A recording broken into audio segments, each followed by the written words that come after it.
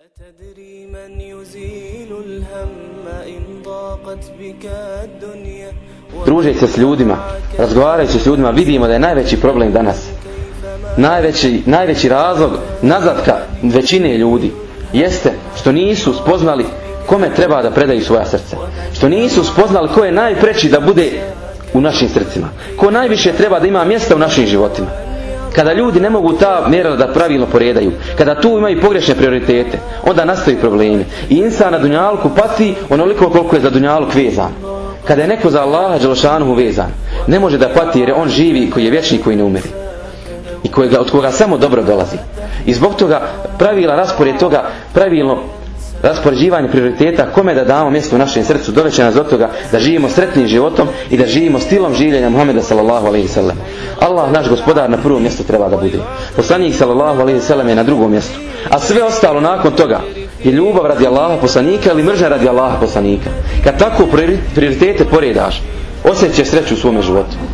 I ima li među nama, treba svako sebe da postavi pitanje. Kad pogledaš u svoje srce, kad pogledaš u taj organ u kojega gospodar svih svjetova svakodnevno gleda, 24 sata na dan gleda samo u tvoje srce. Ne gleda ti u tvoj metak, ne gleda u tvoj bankovni račun, ne gleda u tvoju frizuru, ne gleda u tvoju ljepotu. Samo gleda u taj organ kojeg ti trebaš da održavaš na takav način da kada dođeš pred gospodara možeš da budeš od onih koji su čistoga srca. Da li bismo se ti i ja, kada znamo kako je stanje našeg srca, trebali radovati ili tužni da budemo? Prenosi se da je naš velikan imam Ebu Hanife jedne prilike držao predavanje. I kaže, dok je držao predavanje, znate da se trgovinom bavio. I bio je poznat veliki trgovac. I dok je držao predavanje svojim učenicima, dođe mu jedan glas i kaže, šejh efendi, kaže, stigla ti je, kaže, ona tvoja isporuka s robom, elhamdulillah, sve je dobro prošlo, hvala Allahu, nije bilo problema nikakvi u toj karavani, stiglo ti je sve u redu, zahvala se Allahu. Kaže Ebu Hanife, kaže, samo nasmije da te Allah nagradi i nastavi da drži svoje predavanje. Kaže, nekoliko dana nakon toga, kaže, dođe, ponovo glasi, kaže, naš, kaže, imame, učitelju, kaže, znaš da je tvoja karavana trebala da dođe, ali desili se određeni problemi, izgubili su tu tamo robu u tome putu, kaže, napali su određeni tamo ljudi, razbojnici, kaže, ostao si bez te svoje ture robi, ostao si bez toga. Pa, zahvali se, budi strpljiva kobo da Allah olakša, drugi put će biti kobo da bolja na faka. Kaže, Ebu Hanif, kaže, ista reakcija kao prvi put. Samo, kaže, navuče osmijeh na svoje mubarek lice.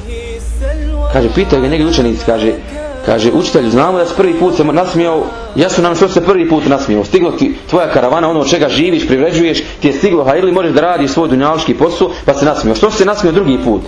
Kaže njima Ebu Hanife, kaže, i prvi put, i drugi put sam se ja nasmijao iz istog razloga. Pa kaže, koji je to razlog? Kaže, prvi put sam se, kaže, nasmijao jer sam pogledao u svoje srce. I kaže, vidio sam da nema, kaže, u srcu ni trenutka, kaže, ni trunke radosti što je nešto od dunjalka dobio.